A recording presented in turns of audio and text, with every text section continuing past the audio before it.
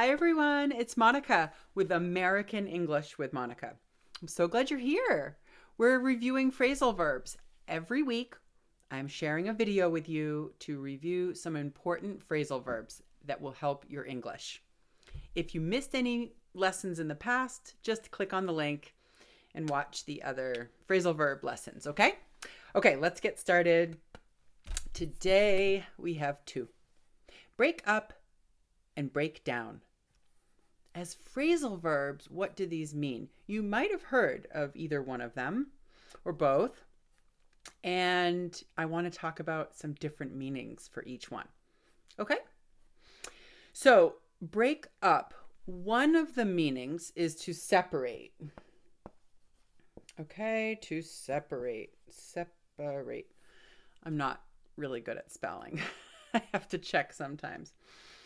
Okay, when we break up something, like if you have a piece of bread and you have, let's change that. If you have a piece of chocolate and you want to share it with two friends, there's three of you total, you might break up the bread or the chocolate to share.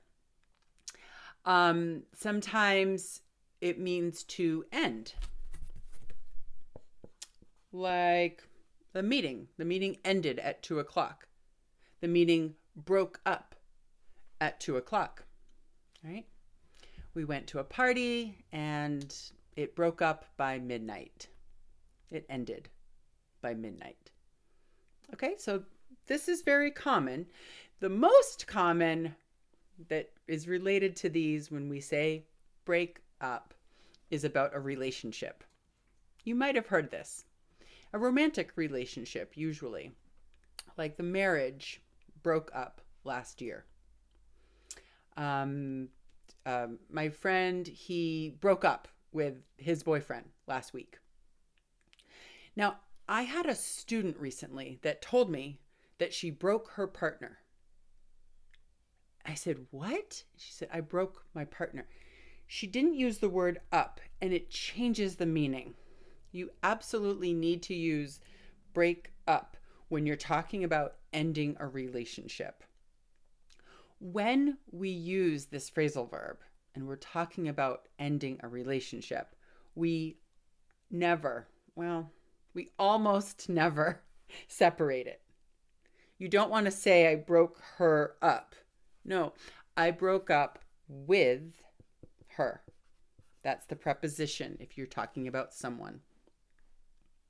So when we're talking about a relationship ending, we usually keep the term break up, breaking up, or broke up. We keep it together. We don't separate this phrasal verb. It's different when you're talking about breaking some chocolate up. You can separate it, right? Break the bread up, break it up. Break the meeting up by 2:00. Okay? But when we're talking about a relationship, don't separate it. If we add the word it without the word with, break it up. You might hear this in a movie when someone's fighting. Break it up, break it up. That means stop fighting. So break it up means to stop fighting. Maybe there's some dogs that are playing and it gets aggressive and you need to break it up. But listen, when you watch movies and TV shows, usually when there's a fight, someone might say, okay, break it up, break it up. You can listen for that. Tell me if you hear it in a movie. It's very common. One more thing I want to tell you about break up. I teach a lot of business students and they have conference calls and video calls. And sometimes the technology doesn't work, right? Sometimes the sound or their voice is breaking up. We almost always use the ing. Breaking up means your voice isn't clear on the phone or the computer, right? There's a technology issue. Hey, you're breaking up. So if your boss is on the phone with you and says, you're breaking up, that's what she's talking about. Your voice is not clear. This is a good one to know. Okay, let's move on and talk about break down. Break down means it stops working. Usually it's something mechanical, like a machine, a car, a computer, stops working. My car broke down when I was driving yesterday. Past tense, broke down. I hope my computer doesn't break down this week.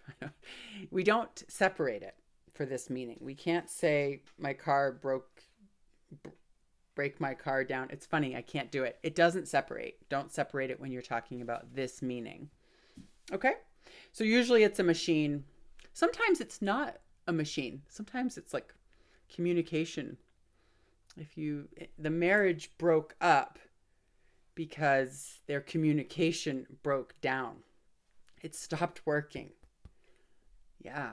Or the meeting started out really well at my office yesterday. We were talking, and then suddenly there were some disagreements, and the conversation broke down. It stopped working. So this is a really good phrasal verb to know. The other meaning that I want to share with you about breakdown is emotionally. If someone is overwhelmed or they get very sad, usually it's involving crying, or they're scared, or they're sad, they're angry, they're upset. They're breaking down. Like, she broke down when she heard the bad news. Usually means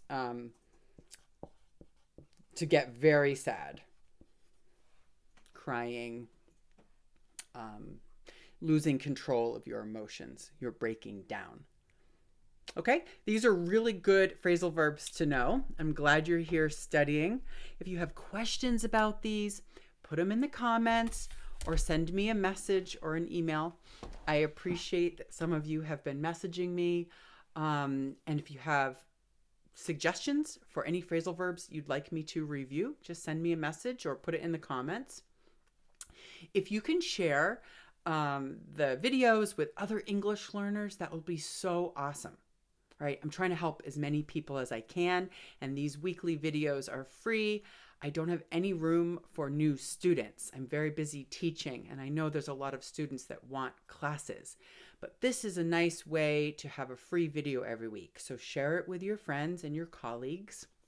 And if you can like and subscribe and thumbs up, that would be great. And I will keep making the videos. So I will see you next week. Thank you so much for studying with me. Bye.